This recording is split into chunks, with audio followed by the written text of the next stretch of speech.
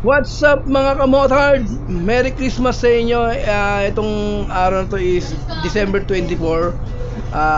Napakita ko sa inyo yung aking journey sa biyahe ko itong bisperas ng Pasko. So, makikita nyo rito sa video na to. May may kasabay po ako rito yung kasama ko. Sinabay ko siya kasi papunta rin siyang Bulacan. So, doon ang daan niya sa may Litex din. So, isasabay ko siya. Ito yung journey namin sa sa December 24. So hayahay lang kami dito pa lang sa sa part na to. Hayahay pa kami niyan eh. Pero hindi namin akalain na talagang tusungin na pala namin yung sobrang traffic pala na kalsada. Yun yung sinasabi ko kanina yung sa part ng Litex. So pag nakita niyo may biyahe namin dire-diretso lang pero pagdating doon sa may lagpas ng Sandigan, ayan na, nakapagbardagulan na ako ng traffic doon sa bandang Commonwealth Commonwealth to Litex po. Ayan, palabas na kami ng trabaho niyan. So nandito kami sa Ortigas Center, sa napakagandang lugar na puro building din ng Pasig City. So ayan, nakita niyo naman guys yung mga building diyan. So palabas na kami niyan. Eto guys, kung dinaanan ko na to, ang labas namin dito is Ortigas EDSA. So makikita niyo diyan, pwede kayong dumaan dito kung dito ay galing sa sa Ortigas. Pwede kayo dito yung dumaan din. Etong part na to. Yan, balik lang kayo. Ito, ayan Kita niyo, wow, ang ganda ng Ortigas Paggabi, lalo paggabi building, tataasan din mga building dito.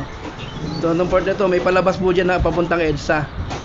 So kaya ako nag-EDSA nitong araw na to guys kasi So holiday na to wala na mga tao. So wala nang traffic talaga, kaya nag-EDSA na ako. Dito na ako dumaan. Makikita niyo naman talaga dito sa video na walang traffic talaga sa halos dito sa EDSA. Dire-diretso lang yung aming biyahe. Ito na, papasok na kami ng niyan, dire-diretso. Ang tagos na niyan is EDSA Ortigas, guys. Yun lang mga kamortal. Enjoy niyo yung video. Yun lang. God bless sa inyo.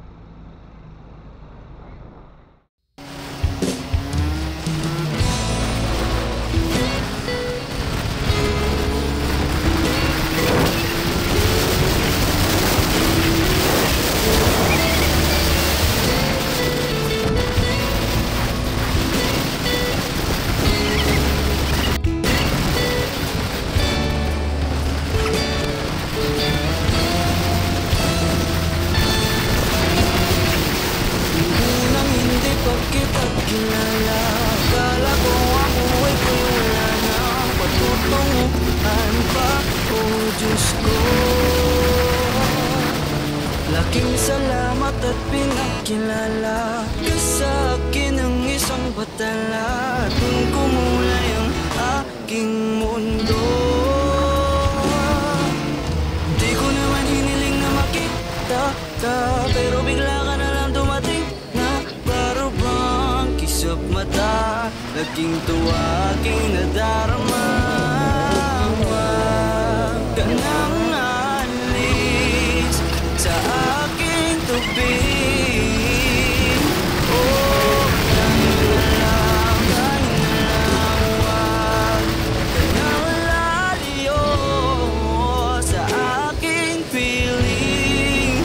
Oh, aking mahal at tayong dalawa'y paglalakbay patungo sa pag-ibig na walang hanggan.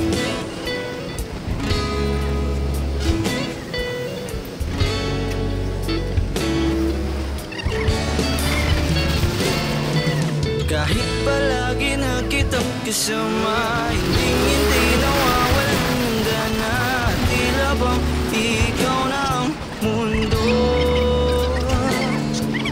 Hindi ko rin naman inaasam, bigla na lang kitang napusuan. Di naman nayakta sa'yo. Parang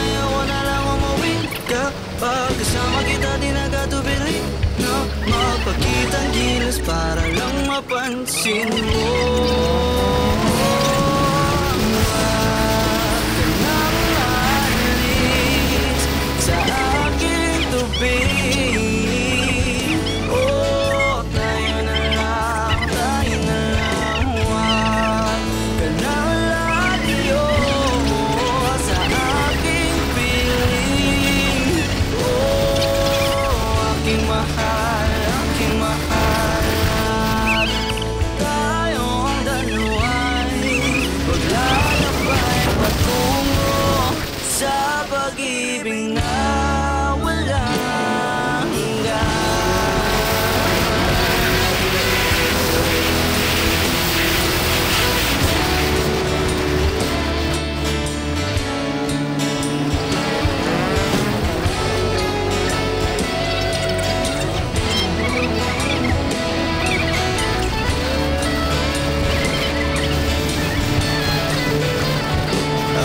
Tuwing magkahawak ang ating kamay, ako ay di mapalagan at hindi maitago ang aking saya sa tuwing magkakasama kita.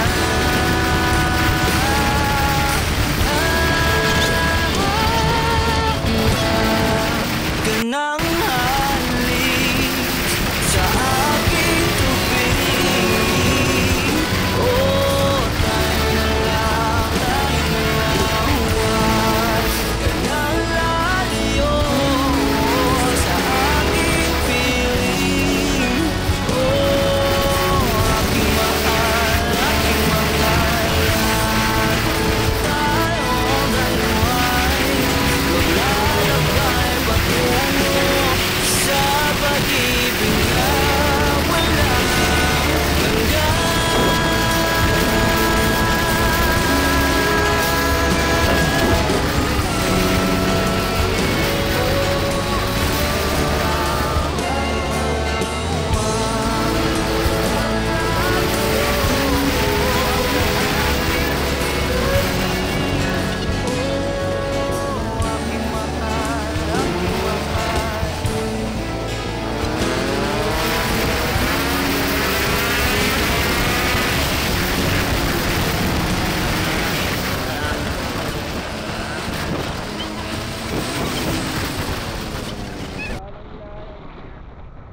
At ito na nga mga kamotor, no, paglagpas namin itong sandigan, makikita na po talaga yung namumula na mga sasakyan, at nag-ipon-ipon na kami rito sa Commonwealth para na kaming parkingan dito. Kita niyo naman, super heavy traffic talaga ng mga kamotor.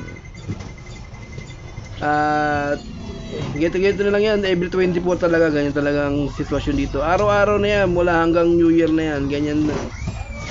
Kaya kung kaya nyo umiwas dito sa kalsada na to, iwas na kayo kasi talagang super traffic talaga dito pag ganitong panahon. Yan. Tingnan nyo naman yun. Panoorin nyo yung paano ako nakapagbardagulan dyan sa traffic na yan. Talagang yan. Pati mo bike lane, sinakop na rin ng mga 4 wheels niya, kaya ang hirap din makalusot talaga. Kaya bardagulan talaga kami rito sa sa traffic talaga. Maganda lang talaga, naka 2 wheel lang kami. At least nakakasingit-singit talaga. Sa mga 4 wheel hirap talaga sila. Yun lang guys, at panoorin nyo yun. Panoorin nyo lang to.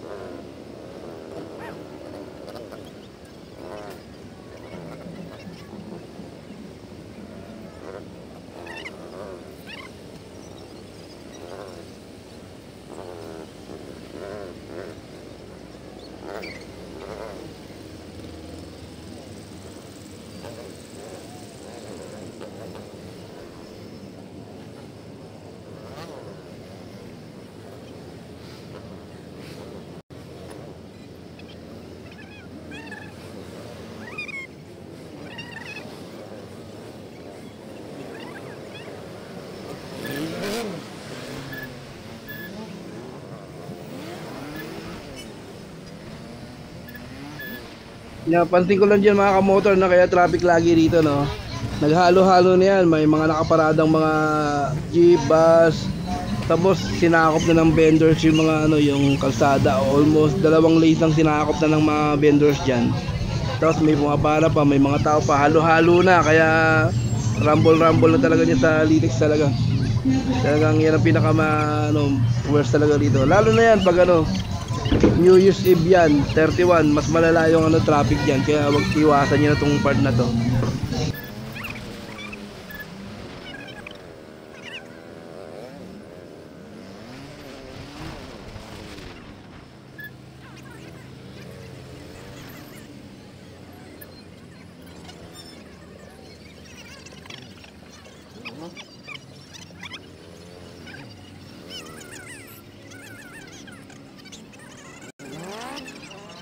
Hi guys, nakalagpas din kami sa traffic dito sa Litex, no? Yan, itong part na to, binaba ko na yung kasama ko dyan, na kasama ko sa trabaho. So, kayahin na yung biyahe rito kasi dire-diretso na to, na nakalagpas na kami sa Litex. Papasok na ako lang nito ng Litex Road nito. Kaya, enjoy lang yung aking ano, night ride. Yeah!